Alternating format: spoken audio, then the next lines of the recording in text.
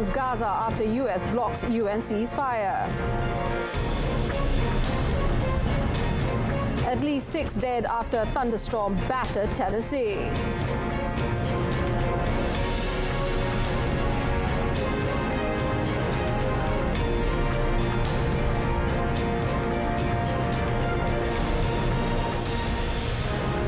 You're watching World Today with me, Olivia Nicholas.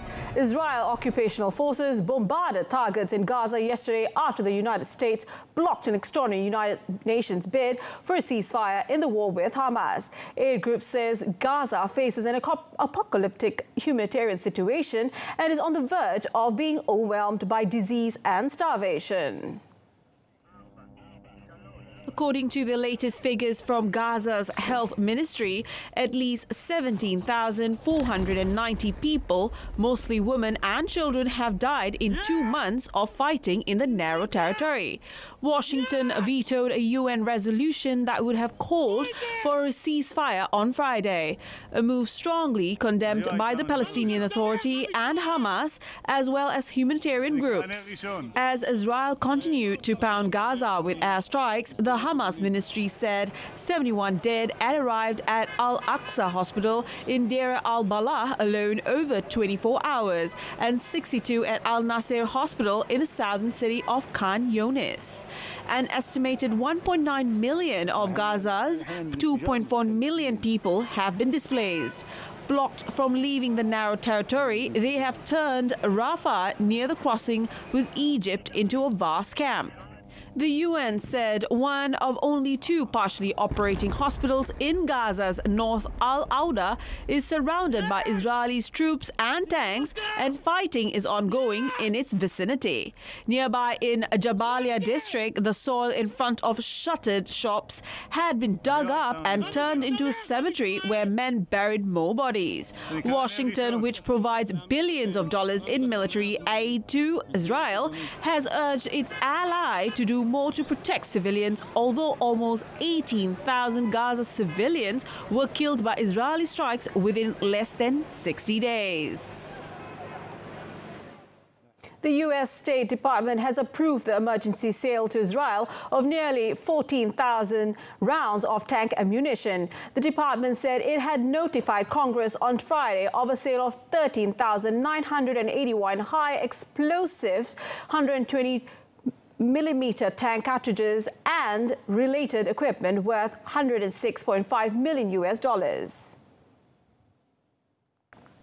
That sale, while relatively small, comes amid heated political debate over the Gaza war, with Republicans slowly a far larger Biden administration request for new military spending for Israel and Ukraine, and Democrats divided over the use of U.S. weaponry against Palestinian civilians. The State Department said the Secretary of State had determined that an emergency exists that requires the immediate sale to the government of Israel of the weaponry, thereby waiving the normal requirement of congressional review.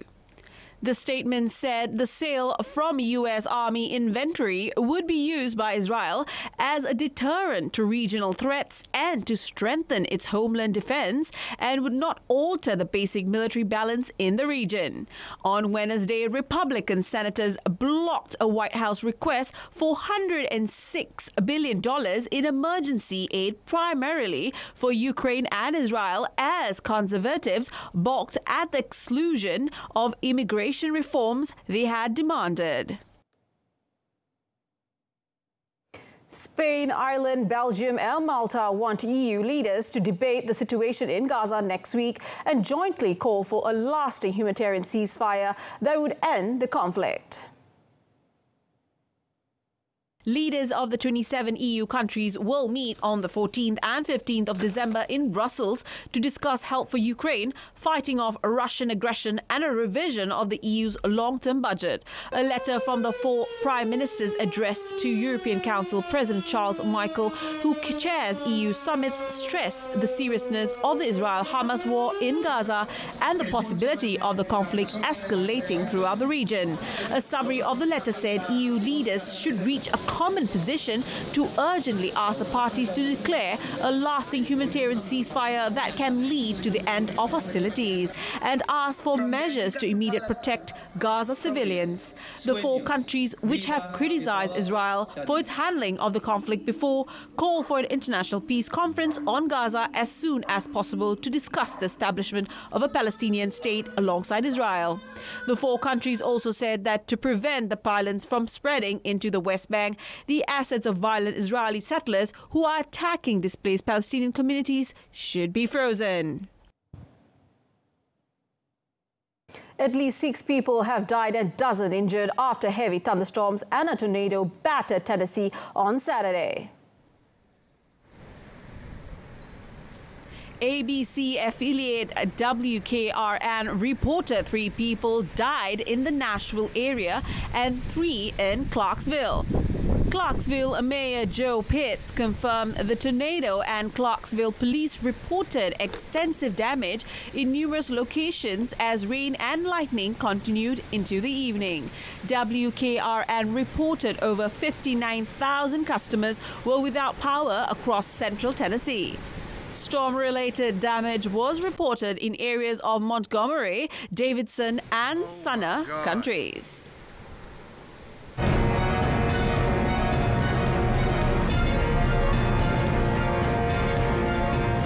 Egyptians go into ballot box today, and that more coming up after this short break. 76 minit tanpa henti. 76 minutes non-stop.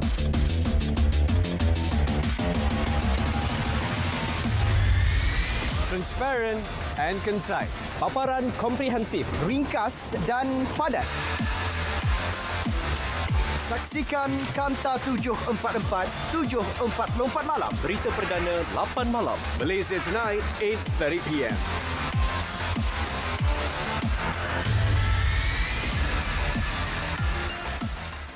Egyptians vote today in a presidential election overshadowed by war in neighboring Gaza, and with little doubt that the incumbent Abdel Fattah al-Sisi will secure a third term. In a country gripped by the most severe financial crisis in its recent history, inflation has hovered near 40% after the currency lost half its value and drove up the cost of imports. The economy is of the crux of Egyptian concerns.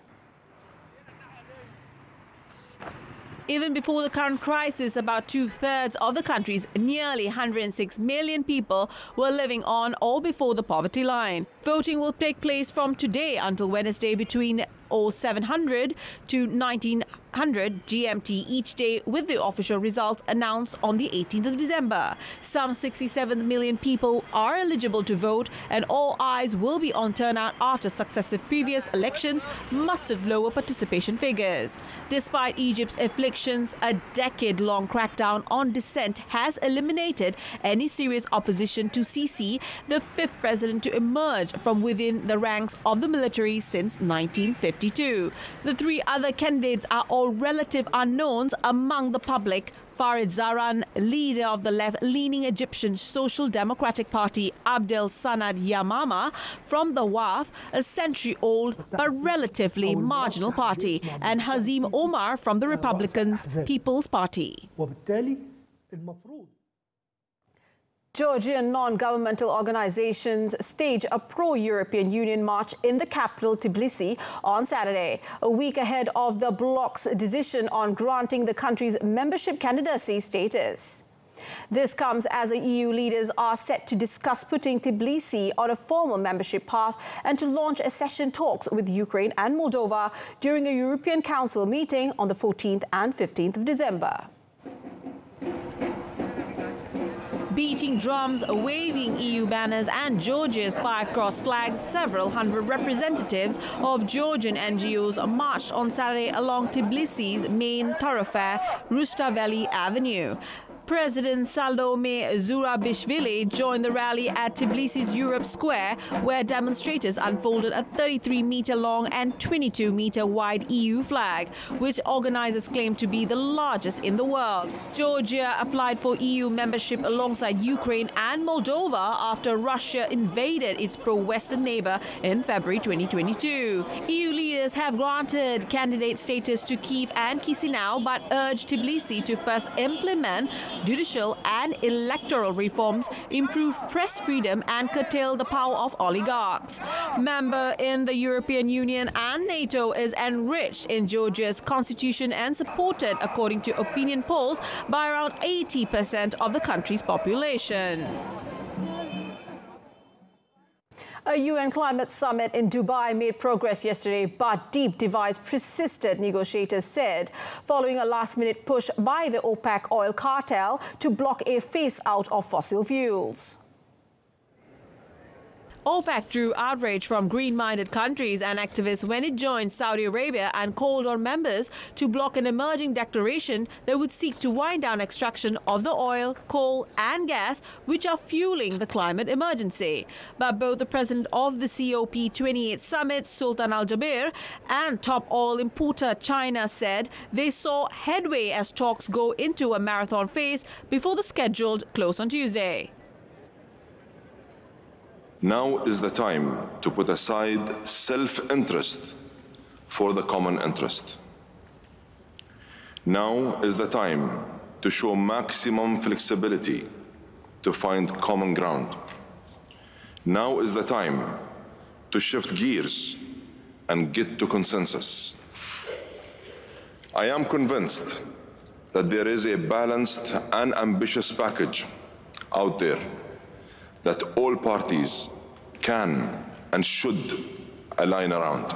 Jaber said he hopes to submit a package for review by Monday morning. A third draft of a deal released on Friday offers various ways to phase out fossil fuels, but also includes the option to avoid the issue entirely.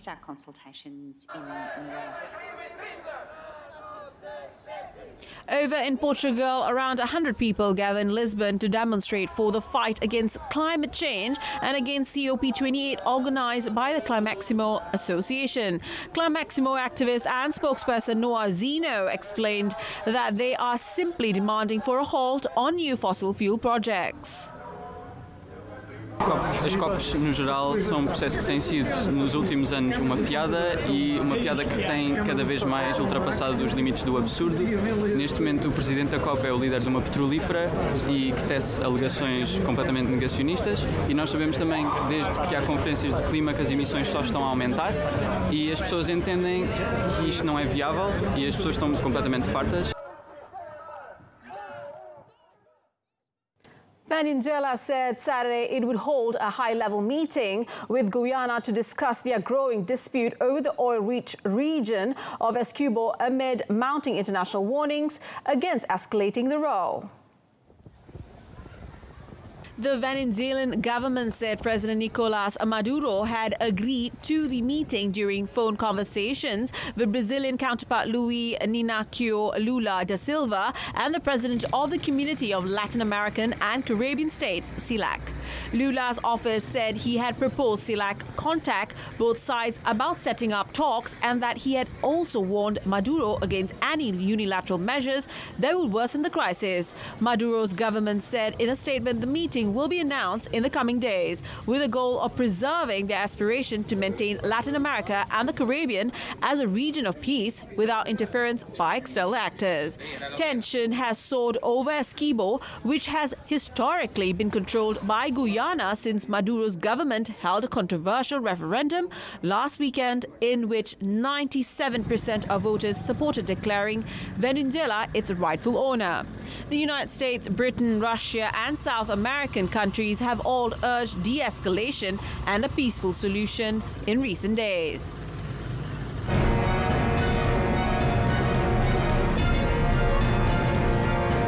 Still to come in sports, Red Devils continue struggling at home ground. Stay with us.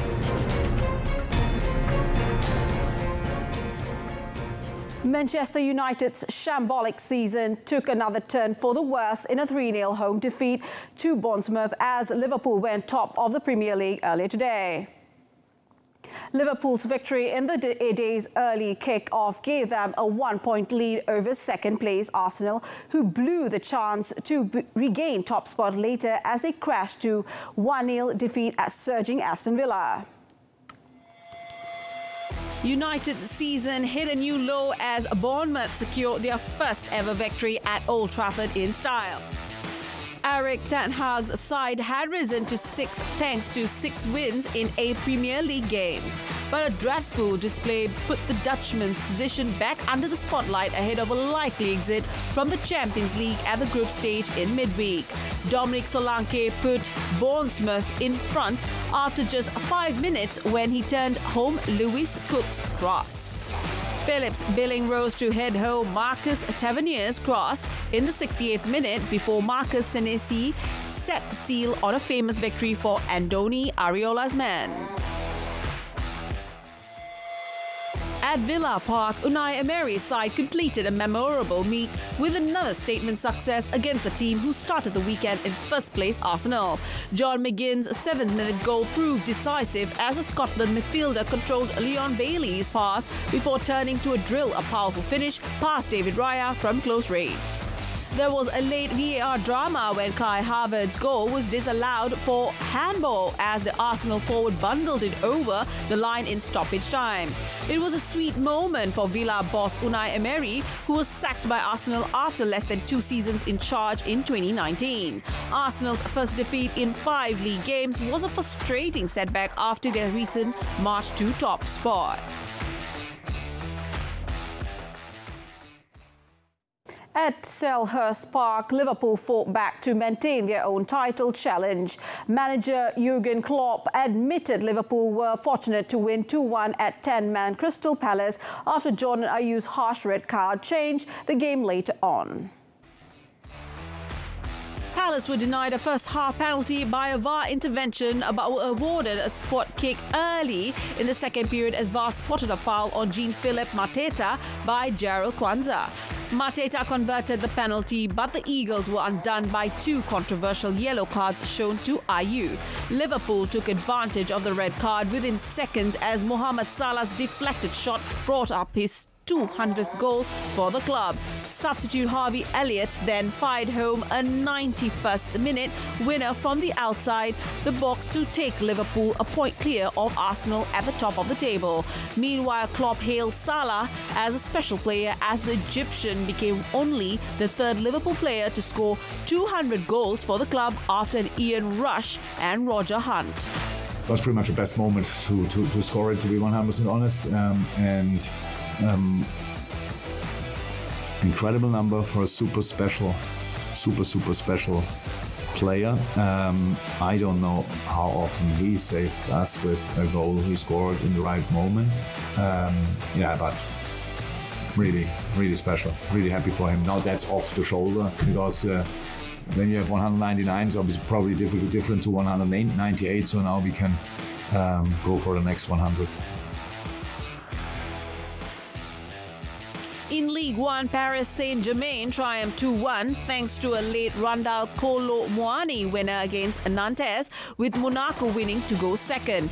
Bradley Barcola's stylish finish just before the break gave PSG the lead, but a Mustafa Mohamed header in the second half made it look as if the points would be shared in the capital. However, Kolo Muani pounced in the second yard box 7 minutes from time to allow PSG to open up a 6-point lead at the top of the table.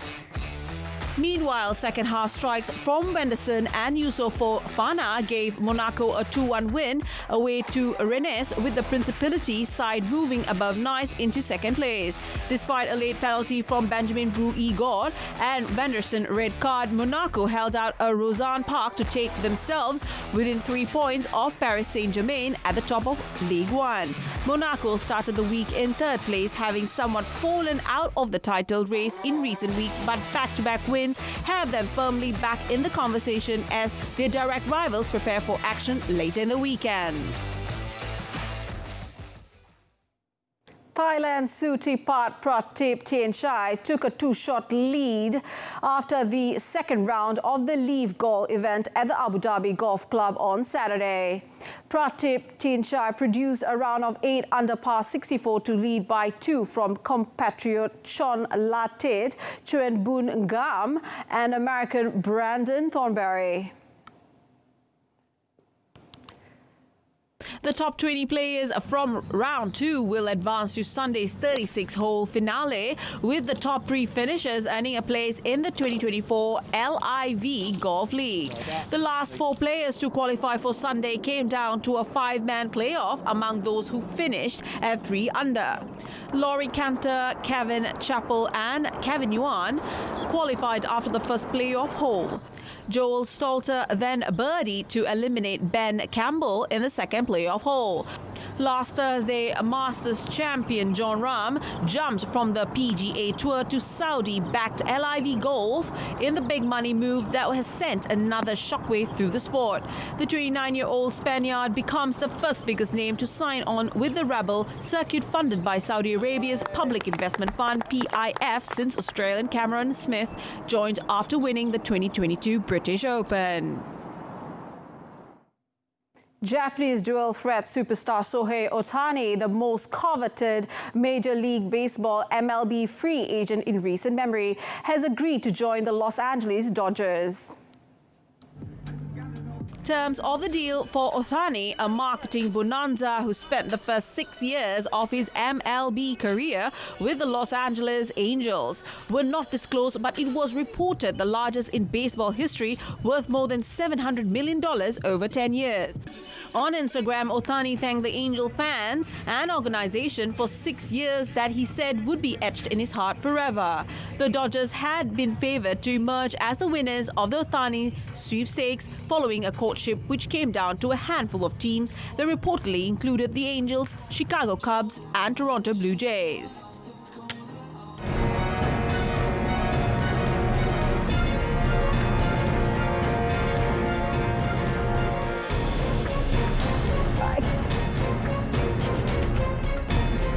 Kicking off Christmas festivities from all around the world, that and more in Off-Beat segment coming up next.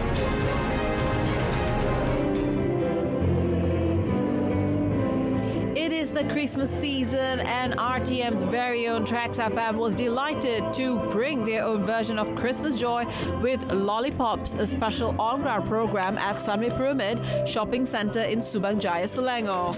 With aim to connect with the public and enhance the joy of festivities, the event features giant storybooks and the charming Snowy the Snowman, bringing Christmas magic and joy to the visitors. Visitors also received special giveaways throughout the event thanks to Fred Perry. There were also some performances that include soulful renditions of classic Christmas carols from Dairy Guides, and Santa Claus himself made a special appearance, to much delight of the children attending the event. The largest Christmas tree in the world was lit up in the medieval Italian town of Gubbio, a tradition in which the entire slope of Mount Ingino is lit up with lights in the shape of a tree. The tree entered the Guinness Book of World Records in 1991, and its preparation works have lasted for weeks. È un albero che è entrato nel Guinness dei primati già dal 1991, ha una base di 450 metri e un'altezza di 750 metri. Alla sommità viene posta una stella cometa che ha una superficie di 1000 metri quadrati.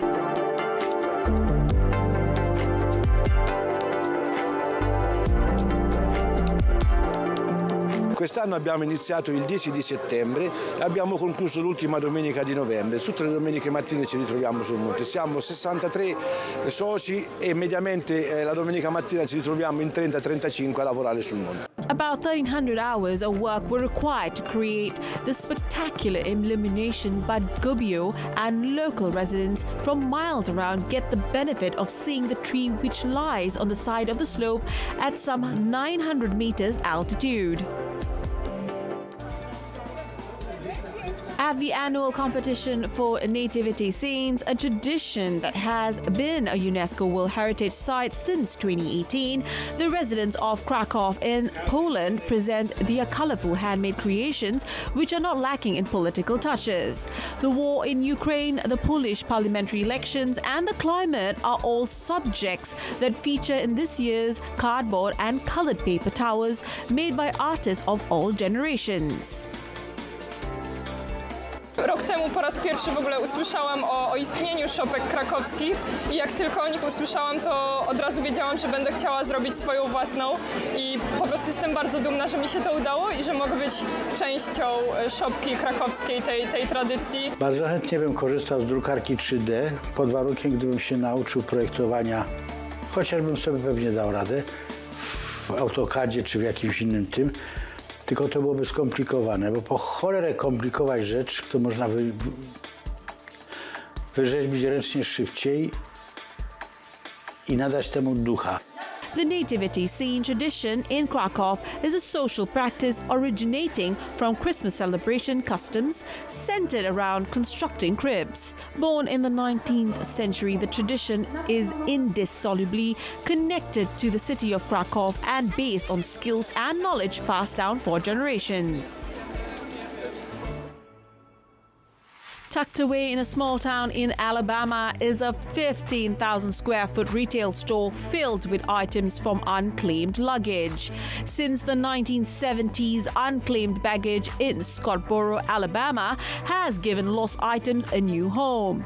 It's one of the biggest attractions in the state, and every year thousands come to find treasure from unclaimed items. You never know what you're going to find when you come to unclaimed baggage, whether it's these Egyptian artifacts and these antiquities or luxury goods or the latest, greatest tech gadget or your new favorite sweatshirt that's hanging in the men's department that you just haven't discovered yet. I think it feels a little bit like shopping through someone else's closet. I think the thrill of the hunt is really cool. Kerana believes that some items are meant to be found and preserved. Among the lost items are headphones, iPads, and electronic devices. Unclaimed Baggage opened an online website for items coming from bulk containers that are also unclaimed, so the store's offering can now reach the world. New York City has launched an e-bike battery charging pilot program aimed at delivery workers. The pilot will take effect early next year and will allow an initial group of delivery workers to safely charge their lithium-ion batteries in public. It will test new technologies like battery swapping networks and secure bike parking docks. The goal is to move charging outdoors. Far too many people, they bring their bikes indoors, keep the bike by the door. When a fire happens or the explosion takes place, now you are blocking your egress, and that is creating much of the dangerous situations that we are seeing. The initiative is part of the administration's Charge Safe, Ride Safe plan to protect New Yorkers from fires caused by lithium-ion batteries. Fires caused by these batteries have resulted in 18 deaths and 133 injuries so far in 2023. According to the New York City Mayor's office. That ends the bulletin today. Wrapping up with a recap of our top story today. Israel pounds Gaza after US blocks UN ceasefire. Tune in to Malaysia Tonight coming up at 8:30 p.m. on TV1 and saluran Berita RTM. We leave you with visual from London folks standing up for the people of Palestine, demanding for a stop to the genocide in Gaza. From the river to the sea, Palestine will be free. I'm Olivia Nicholas, Malaysia Madani. Tekat perpaduan, penuhi harapan, and have a nice weekend.